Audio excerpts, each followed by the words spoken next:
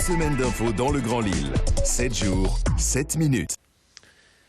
Bonjour à toutes et à tous et bienvenue sur Grand Lille TV. Aujourd'hui, ce vendredi 11 novembre, l'info du Grand Lille, l'info qui avance avec vous avec cette édition préparée et par l'ensemble de la rédaction. Comme d'habitude, on démarre par les prévisions météo. Aujourd'hui, en ce jour férié, un temps un peu plus clément que les jours précédents. Cette semaine, les nuages bas ce matin devraient laisser place à de belles éclaircies cet après-midi, mais la fraîcheur, elle se maintient avec seulement 7 degrés pour les maximales. On en reparle bien sûr, là encore comme d'habitude, après ce journal. À la une de cette édition, tout d'abord, la mobilisation d'une association lilloise pour redonner une seconde vie au théâtre Sébastopol à Lille. Artistes ou membres du public anonyme, ils sont une cinquantaine à militer pour que le théâtre, qui a vu le jour en 1903, bénéficie d'un ravalement de façade. Aujourd'hui, avec un budget restreint, la mairie de Lille se contente d'abord de la sécurité. Lorsqu'on est face au théâtre aujourd'hui, on peut voir des filets entourant les statues de l'entrée principale. Pas vraiment esthétique aux yeux de l'association qui veut donc récolter près de 50 000 € pour les travaux. Pour cela, un système de financement participatif va être mis en ligne. Explication et objectif avec l'un de ces artistes attachés au théâtre Sébastopol. On est une bande de copains qui avons beaucoup d'affection pour le Sébastopol. Alors il y a des artistes, il y a des gens qui viennent simplement dans le public. Donc un jour on s'est dit que c'était un peu dommage que le Sébastopol soit défraîchi. Alors on s'est posé la question de savoir comment pourrait-on faire pour redonner un peu de lustre à ce théâtre qui est un très beau théâtre et qui mérite quand même de retrouver un certain éclat. Donc on a créé l'association dans ce but-là. Le but est de réunir des fonds pour pouvoir évidemment rafraîchir les façades. Et puis peut-être par après faire l'intérieur. Bon, il ne faut pas perdre de vue que Sébastopol n'est pas en ruine non plus, il est simplement défraîchi, donc on insiste là-dessus. On veut travailler en harmonie avec la mairie, mais aussi avec la gérance du Sébastopol. Et puis, on va essayer d'arriver à ce but. Autre information en ce vendredi férié, le centre commercial Les Tanneurs à Lille, ouvert d'ailleurs aujourd'hui, prévoit de se renouveler dans les semaines à venir. Les cellules commerciales vacantes sont devenues nombreuses tout de même ces derniers temps, mais pour autant la direction ne baisse pas les bras et prévoit d'évoluer avec son temps. Exemple avec les systèmes Click and Collect permettant de sélectionner un produit sur Internet et de venir le chercher en magasin. Un système censé apporter de la visibilité à tout le centre commercial. Dès l'année prochaine, le centre des Tanneurs devrait ainsi accueillir 2 nouvelles enseignes. Pour l'instant, c'est encore confidentiel, mais on écoute le directeur des lieux au micro, Didil Bunaï. Notre ville, sans exception, ont souffert. L'évolution du commerce et notamment celle du web et d'Internet font qu'il y a des remises en question, il y a des remises en cause, il y a des évolutions du consommateur dans ses démarches de consommation. Et donc il faut que, et à la fois le centre commercial et les enseignes se réorganisent, se réapproprient la clientèle, arrivent à la drainer autrement avec des nouveaux outils de communication. Donc tout ça, c'est une mutation et ça se met en place. C'est long, ça peut paraître long, ça peut paraître difficile et compliqué, mais c'est un passage incontournable. On enchaîne dans cette édition. Aujourd'hui avec toute autre chose, le groupe de service à la personne O2 recrute encore actuellement des mamies nounous et des personnes âgées appelées à devenir assistantes maternelles. Les contrats sont en CDI et payés au SMIC avec tout le matériel mis à disposition par O2.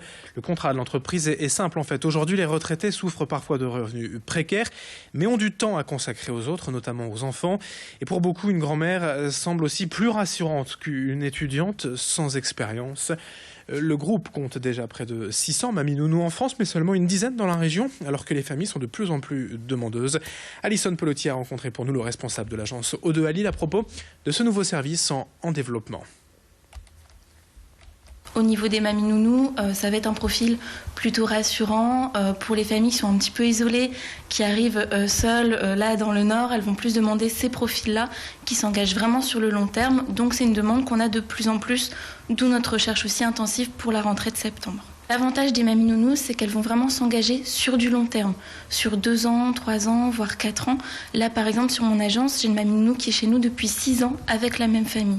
Ce qui n'est pas forcément le cas, par exemple, pour les étudiants, vu qu'en fonction de leur famille ou fin d'études, ils vont s'engager sur 6 mois, une année scolaire, voire 2 ans maximum. L'avantage aussi des mamies nounous, c'est tout simplement leur expérience, vu que forcément, elles ont eu des petits-enfants, des enfants, donc elles vont aussi apporter cet enrichissement-là auprès de nos familles. Enfin, pour conclure, quelles sont les tables incontournables où trouver aujourd'hui les décideurs lillois, des restaurants où tout se joue pour se montrer au contraire ou pour décider de l'avenir de la région? Tour d'horizon des bonnes adresses avec Fanny Bourdillon. La brasserie André fait partie de ces lieux incontournables pour les décideurs de la région. Cette adresse est devenue au fil du temps le rendez-vous des hommes et des femmes politiques. Dans ce lieu historique de la gastronomie française, ils partagent très souvent leur déjeuner.